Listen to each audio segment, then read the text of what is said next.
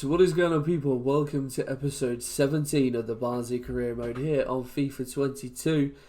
And well, playoff final day. I haven't got anything smart to wear, unfortunately. I'm literally sat here in a pair of lounge pants and an Shikari t-shirt, of course. But yeah, normally I'd dress up, but unfortunately at uni I don't have any like smart clothes, I guess. So it's going to have to do, I'm afraid. But if you are looking forward to this playoff final, then make sure you pop a like on there for me. Subscribe to the channel as well so you don't miss out on what is to come.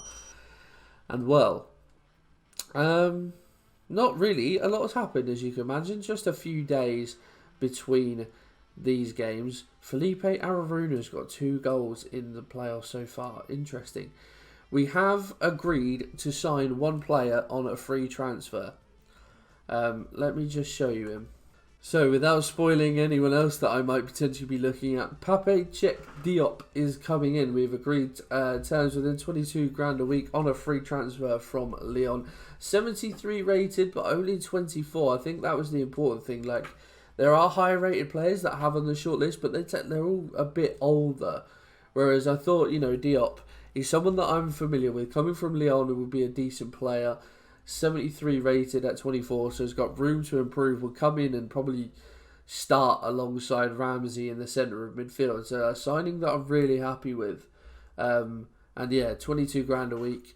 Our highest paid player is Freezer, I want to say. Maybe 27 grand a week, something like that. So I was kind of looking at signing. It's funny because when they've all, it says on the side, this player would expect between X and Y in wages. But then whenever you go to negotiations, it's all so undervalued. Like, he's earning 28.5 at Lyon, and it said he wanted between, 35 and 43 or something. I was like, I don't know if I'm willing to sort of make him the highest paid player. But, yeah, they always go low, so I thought I'd chance it, and yeah, he's coming in to be an important player, but 22 grand a week, I can certainly take that.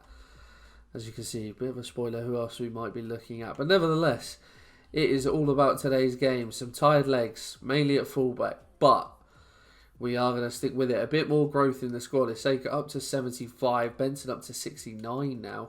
But yeah, the 2 fullbacks are the tired ones, but I'm going to keep them in because they have been so important to us. And I feel like the best team should play this final. They've got us this far. So, without any further ado, I will hit play match and we will just let the cutscenes play off. And, we'll just enjoy the experience.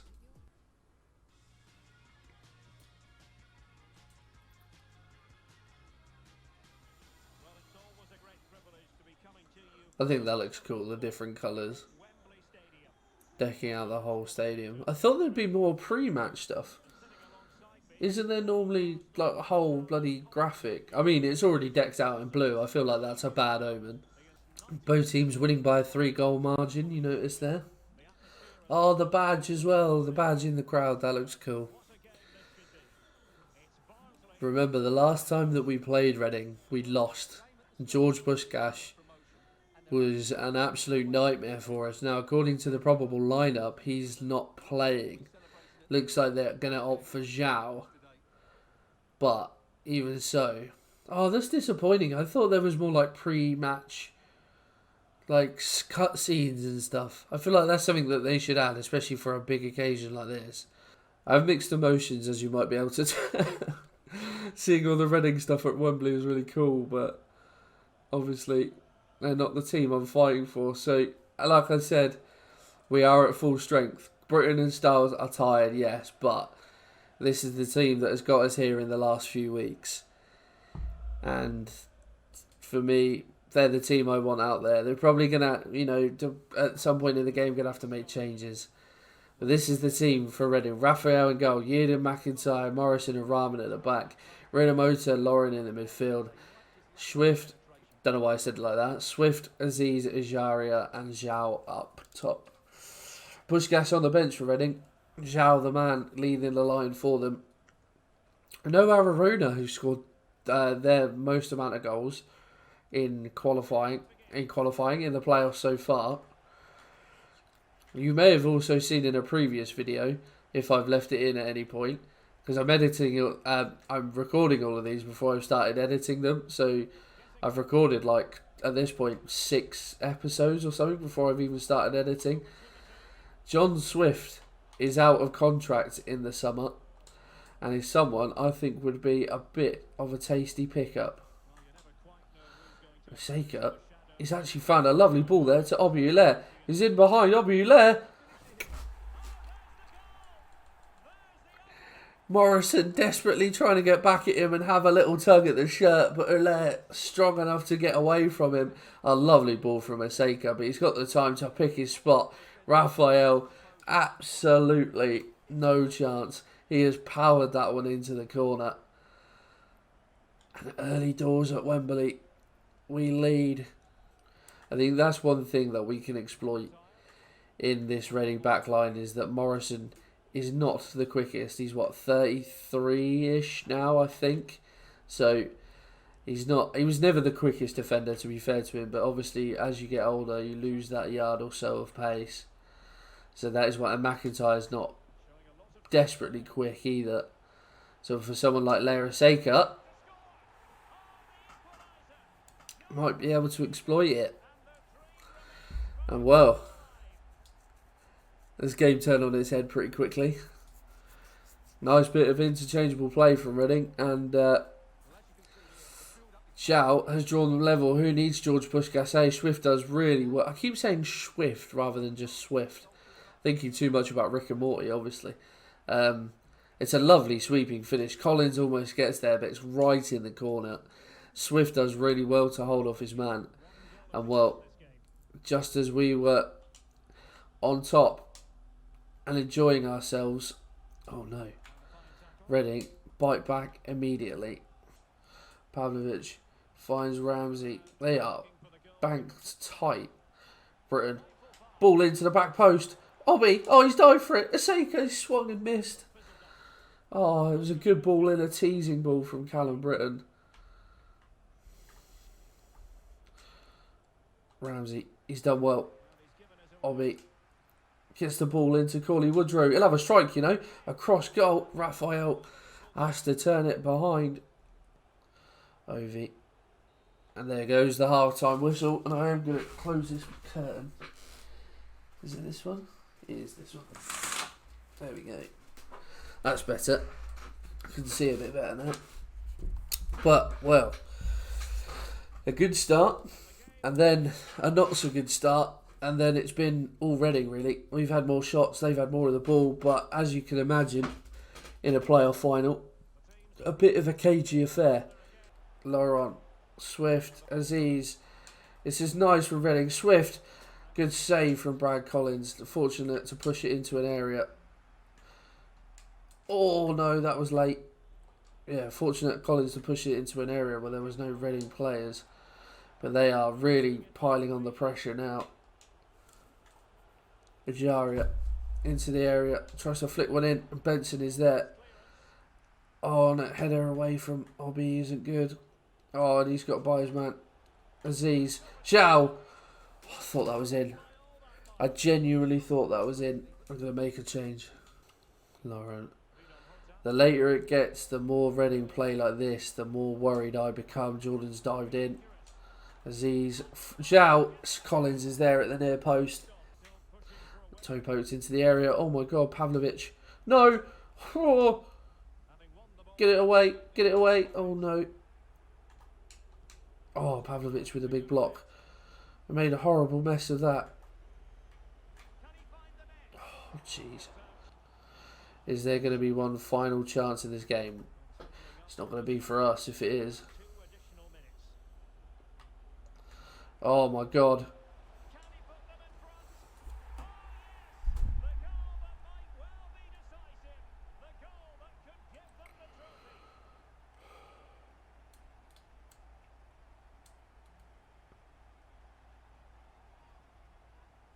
I feel sick.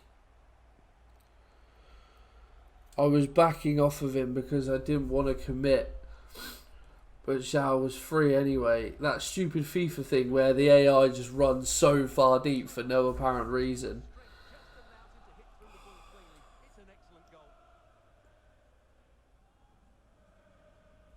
Before the game, we were talking about how important Puskás was for them in their league game. And Zhão's won it for him. And there's me talking about extra time subs.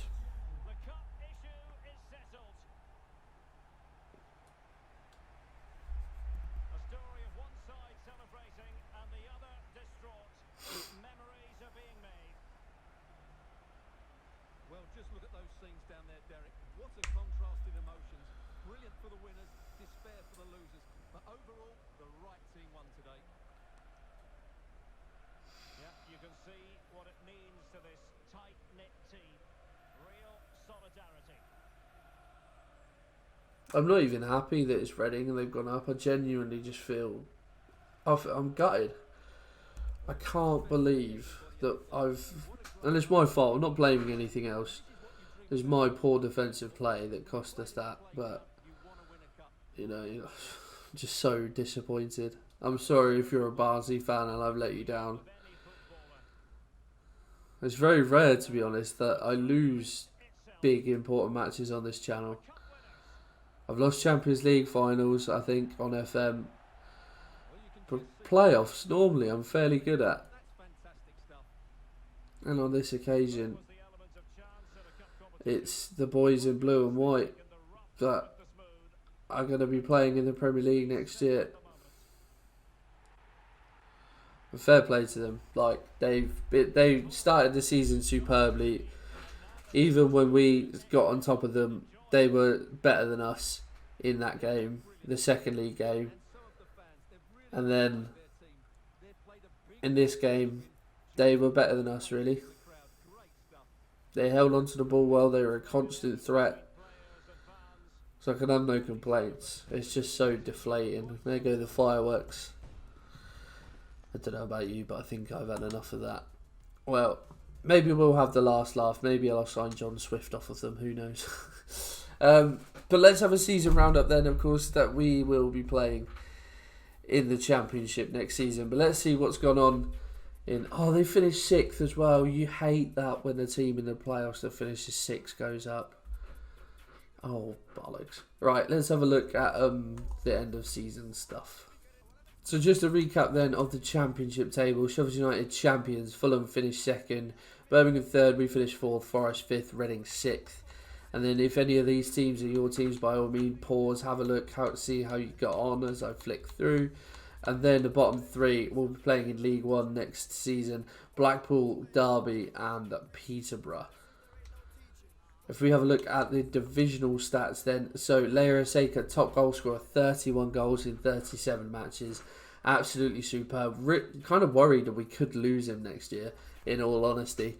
But we'll see how it goes. Obviously, you know, I want to hold on to him. He was so good for us. But we'll have to wait and see come transfer business. Spirat for Middlesbrough with 21, finished 2nd.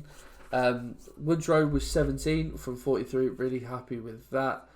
If we have a look, any other Barnsley players in there? No, just Aseka and Woodrow. I wonder how many Alea got. We'll have a look in a bit anyway.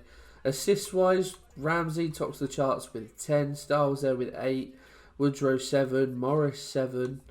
Any other Barnsley players? Aseka got 6. So very good from us. You know, lots of players chipping in. Clean sheets, Collins got the most with 20. That's really good. And yeah, he was our mainstay. Had some dodgy moments over the season, but you know, all in all, was very solid for us. Yellow cards. We didn't really pick up many bookings or reds, to be honest. Did we get any reds this season? No, no one on the chart. Let's have a look then in the other leagues. So let's start in England then. Let's have a look at the Premier League. So City won, wow, 100 points and an undefeated season. Jeez, 19 points clear of Liverpool, who finished on 81. United and Spurs 3rd and 4th respectively on 79 points. Leicester 5th. Chelsea finished 6th. Arsenal 9th. Crikey.